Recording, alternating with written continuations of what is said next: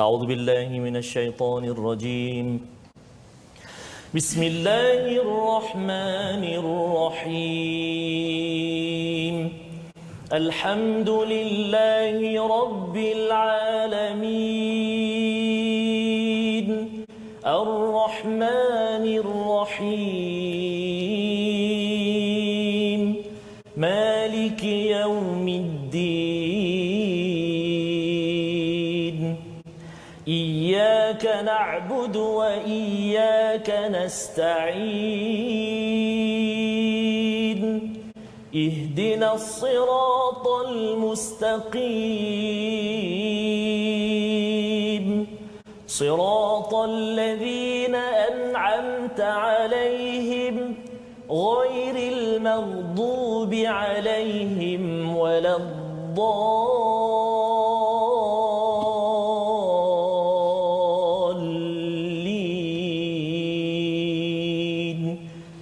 آمين.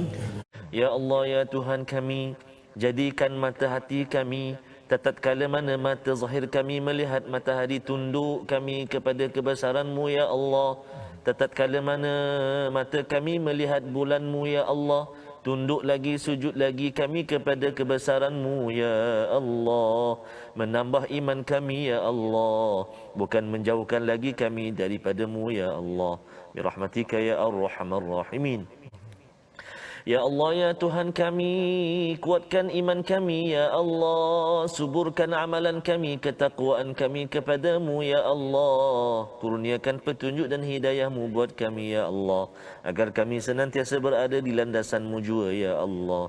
Birahmatika ya Arhamar Rahimin. Dengan doa kita, subhanakala ilmalana illa ma 'allamtana innaka antal alimul hakim.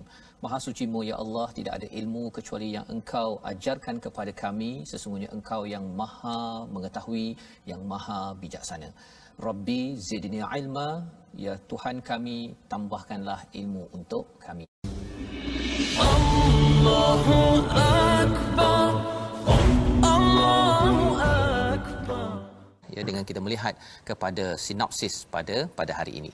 Bermula daripada ayat yang pertama hingga ayat yang kedua, Allah menceritakan tentang wahyu, ya, tentang wahyu dan apakah cabaran dan apakah peranan Rasul sallallahu alaihi wasallam kepada umat. Diteruskan pada ayat yang ketiga, iaitu Allah pencipta langit dan bumi, kewajipan makhluk adalah menyembahnya. Dan kemudian pada ayat yang keempat, penetapan hari kebangkitan dan hari pembalasan, untuk sama-sama kita jelas apakah hala tuju. Sebagaimana kalau ada matahari dan bulan itu untuk menentukan kalender, ada tujuan, ya, bukan Allah ciptakan matahari bulan begitu sahaja, maka itu jugalah yang kita perlu ikuti.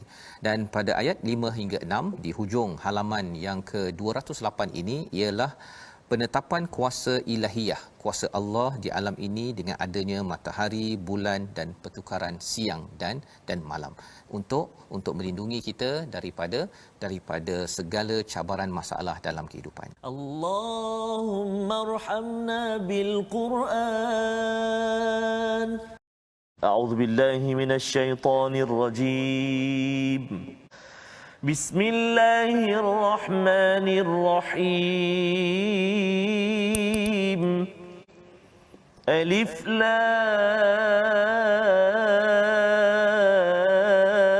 Ra.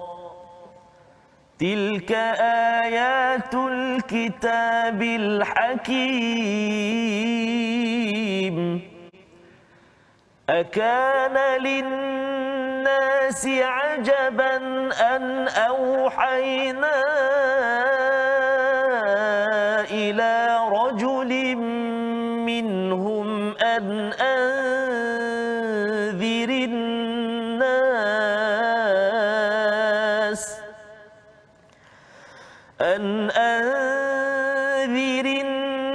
nas wa bashiril ladhina amanu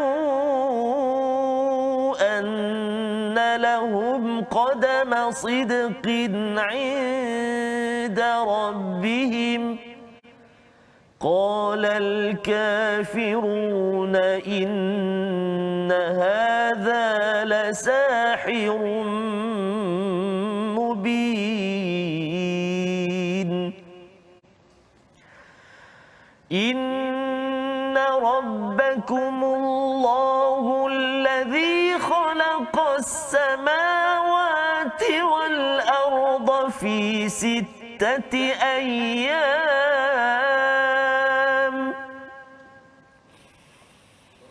Inna rabbakumullahu alladhi khalaqas samawati wal arda fi sittati ayyamin thumma istawa 'alal 'arsh yudabbirul amra ma min shafi'in illa min ba'di idnih. Dzalikumullahu rabbukum fa'buduh.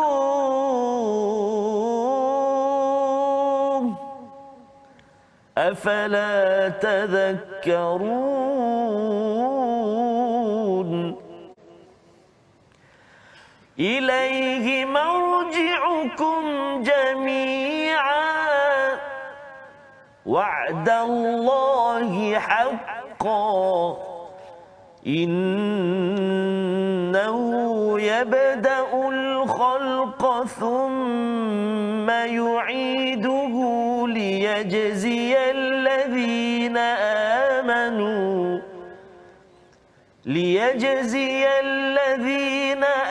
amanu wa 'amilus salihati bil qist. والذين كفروا لهم شراب من حميم وعذاب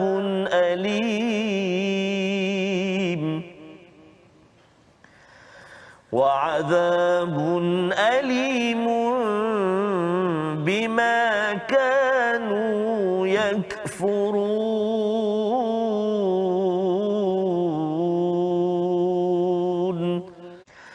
هو الذي جعل الشمس ضياء والقمر نورا وقدره منازل لتعلموا عدد السنين والحساب.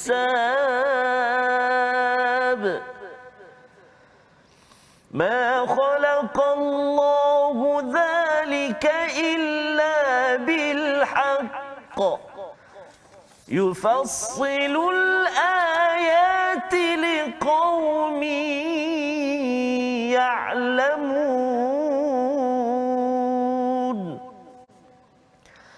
إن في اختلاف الليل والنهار وما خلق الله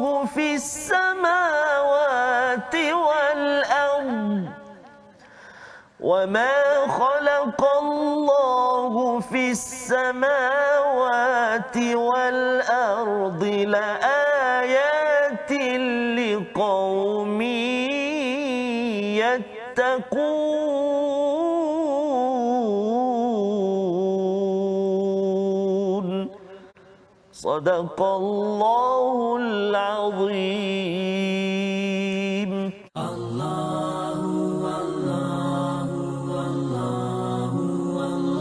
Bawa kepada resolusi kita pada hari ini. Yang pertama, selalu membaca dan memahami wahyu Al-Quran untuk memahami, mendapat hikmah berdasarkan pada ayat yang pertama. Yang kedua, sentiasa mencari langkah kemenangan dengan berpegang kepada wahyu. Makin membaca Al-Quran, Allah janji orang ini mendapat qadama sidqin. Dan yang ketiga, sentiasa usaha mengambil pelajaran daripada kehebatan Allah mencipta alam ini sehingga kita yakin yang paling boleh menyelesaikan masalah kita adalah Allah. Maka jom kita bertakwa dengan kita berdoa pada hari ini. Allah, la ilaha illallah. Ini membawa kita kepada perkataan pilihan kita pada hari ini, iaitu qadama, iaitu yang digunakan pada ayat nombor 2, berulang sebanyak 48 kali, maksudnya mendahului. bila Allah menyatakan orang beriman ini annalahum qadamas sidqin, ya, mereka ni mendahului dalam kebenaran inda rabbihim. Allah iktiraf, tuan-tuan percaya kepada al-Quran, percaya kepada Allah, kita ni mempunyai, kira kalau berlari tu Ustaz ya, kita ni macam kat depan. Betul. Kita dah hampir, kita lebih menang daripada orang yang tidak beriman. Dan kita nak menang di mana? Menang di sini hasanah, dan juga paling pasti apabila kita sampai di akhirat, kita lebih awal sampai ke syurga. Dan orang lain yang tidak ada sidqah, kebenaran ini, dia terpana dan akhirnya dihumban ke dalam azab api neraka Allah SWT. Astaghfirullah innallah kana tawwaba. Jom kita sama-sama ikuti. Hari ini kita nak bincang tentang, ataupun kita nak ulang kaji tentang izhar. Hukum izhar, izhar halqi. Mari kita tengok slide kita. Baik. Hukum izhar, nun sakinah dan tanwin, hukum izhar. Hurufnya ialah ada 6. Huruf izhar ada 6. Auhin, kha'ahu, alif ataupun hamzah, ha. Kemudian kita ada ghain, kita ada ain, kita ada ha dan juga kha. 6 huruf. Cara baca dia, apabila nun sakinah atau tanwin bertemu dengan salah satu daripada ke-6 huruf izhar ini, maka wajiblah kita baca diizharkan ataupun jelas bacaan kita tanpa dengung. Okey, hukum izhar pula dari segi bahasa apa dia? Nyata dan jelas. Manakala dari segi istilahnya ialah mengeluarkan setiap huruf dari makhrajnya tanpa gunnah pada huruf yang diizharkan. Mengeluarkan setiap huruf dari makhrajnya tanpa gunnah pada huruf yang diizharkan. Nun mati atau tanwin bertemu dengan 6 huruf tadi, kita kena baca jelas, kita kena baca izhar, kita tak boleh baca dengung. Huruf-huruf dia 6 tadilah, auhin kha'ahu. Baik, kalau dalam halaman yang kita baca hari ini, yang kita belajar hari ini, halaman 208 ini, ada 2 contoh yang ingin saya datangkan. Yang kedua-dua contoh ini berada ataupun terletak di ayat yang kedua. Ayat yang kedua. Yang pertama, nun mati bertemu dengan alif ataupun nun mati bertemu dengan hamzah pada kalimah an, a. Nun mati bertemu dengan hamzah an, a tu. Jadi kita tak boleh baca dengung. Kan? Minhum an, salah. Kena jelaskan bacaan kita. An adiri, an a. Tu. Itu nun mati ataupun nun matilah bertemu dengan hamzah. Kalau tanwin pula ustaz, kan okey. Kalau tanwin pula atau baris 2 pula, iaitu kita tengok kat sini contoh kita juga pada ayat yang kedua, kasratain, baris 2 di bawah bertemu dengan huruf ain. Huruf ain, apa kalimah dia? Sidqin ain.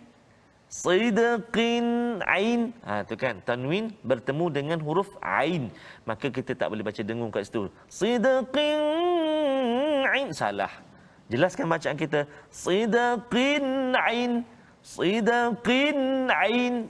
Jadi itulah 2 contoh dalam halaman 208 perkongsian kita pada hari ini tentang izhar ataupun izhar halqi dalam bab nun mati ataupun tanwin. Wallahu alam. Selamat mencuba insya-Allah. Allahumma salli ala Muhammad, ya Rabbi salli alaihi wasallim.